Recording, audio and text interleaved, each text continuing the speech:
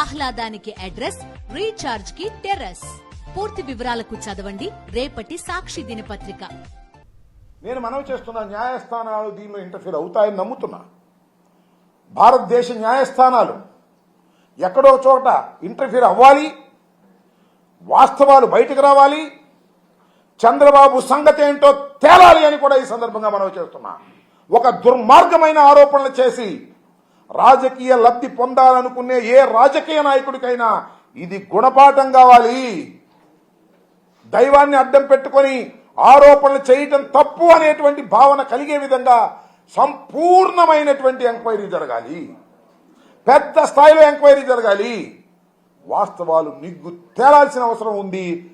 ఎప్పుడైతే ఇంత పెద్ద ఆరోపణ చేసి కేవలం తన ప్రభుత్వంలో పనిచేస్తున్నటువంటి ఒక పోలీసు ఆఫీసర్ని వేసి విచారణ జరిపిస్తాను అన్నప్పుడే చంద్రబాబు నాయుడు గారు చేసినటువంటి ఆరోపణ పట్టు లేనిదని, అసత్యమని, కేవలం రాజకీయ దుమారాన్ని రేపటం కోసమో లేదా జగన్మోహన్ రెడ్డి గారి ప్రభుత్వం మీద కక్ష సాధించటం కోసమో లేదా హిందుత్వాన్ని రెచ్చగొట్టి అల్లకల్లోలాలు సృష్టించడం కోసమో చేసినటువంటి ఒక ప్రయత్నం అనేది చాలా స్పష్టంగా అర్థమైపోయిందనే విషయాన్ని నేను ప్రత్యేకంగా చెప్పవలసిన అవసరం లేదు.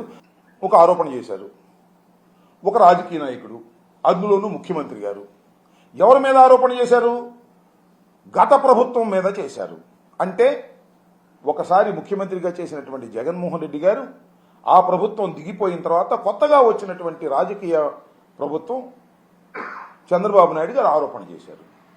ఇది రాజకీయ ఆరోపణగా మిగిలిపోకూడదనే ఉద్దేశంతోనే డిమాండ్ చేస్తే, చిత్రమైన విషయం ఏంటంటే లాజికల్గా ఏమవ్వాలండు విచారణ జరిపి దీనిలో వీళ్ళు తప్పులు చేశారు, వీళ్ళ మీద యాక్షన్ తీసుకోవాలని ఒక నిష్పక్షపాతమైన విచారణ జరపవలసినటువంటి అవసరం ఉన్నది.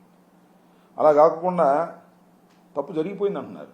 ఒక గుడ్డగాల్చి మొఖాన వేసిన తర్వాత మీరు దాన్ని మేము తుడుచుకునే కార్యక్రమం కాకుండా వాస్తవాలు చెప్పేటటువంటి పరిస్థితి ఉండాలి.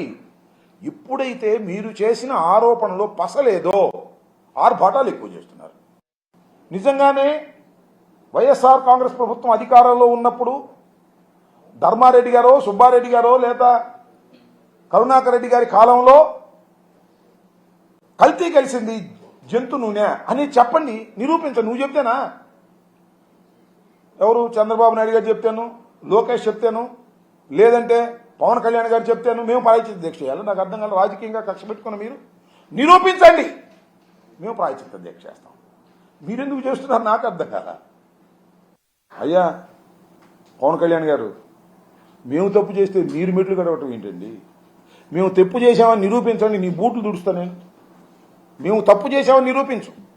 లడ్డూ ప్రసాదంలో జంతువులు కొవ్వు కలిసింది, ఆ నువ్వు నిరూపించు, నీ బూట్లు తుడిసే కార్యక్రమం చేస్తాం.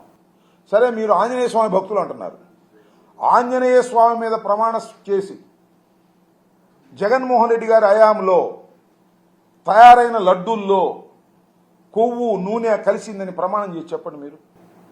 అక్కడేమో చాలా స్పష్టంగా చెప్తున్నారు, అయ్యా ఆ ఏఆర్ డైరీ ప్రైవేట్ లిమిటెడ్ నుంచి నెయ్యి వచ్చింది, ఆ నెయ్యిని టెస్ట్ చేశాము, అక్కడి నుంచి ఆ నెయ్యిని నేషనల్ డైరీ డెవలప్మెంట్ బోర్డు వారికి పంపించాము, వాళ్ళు కూడా రిపోర్ట్ ఇచ్చారు, దానిలో కల్తీ ఉందన్నారు, ఆ లారీని తిప్పి పంపించేసాం అన్నారు. అర్థం కాలేదు. ఇంకా ప్రజలు ఇంకా కన్ఫ్యూజన్లో ఉన్నారు. ఆ నెయ్యి వాడారేమోనని. ఆ నెయ్యి వాడలేదని ధర్మారెడ్డి ఆయన ఈవో గారే చెప్తున్నాడు. ఆ వాడని నెయ్యలో దాని ద్వారా అపవిత్రం అయిపోయిందని వాళ్ళు అన్ని శుద్ధి చేస్తున్నారు. అంటే ఒక డ్రామా, హిందుత్వాన్ని రెచ్చగొట్టేయాలి, వైసీపీకి వ్యతిరేకంగా అనేటువంటి కుట్ర. ఇది మహాపాపం కాదా?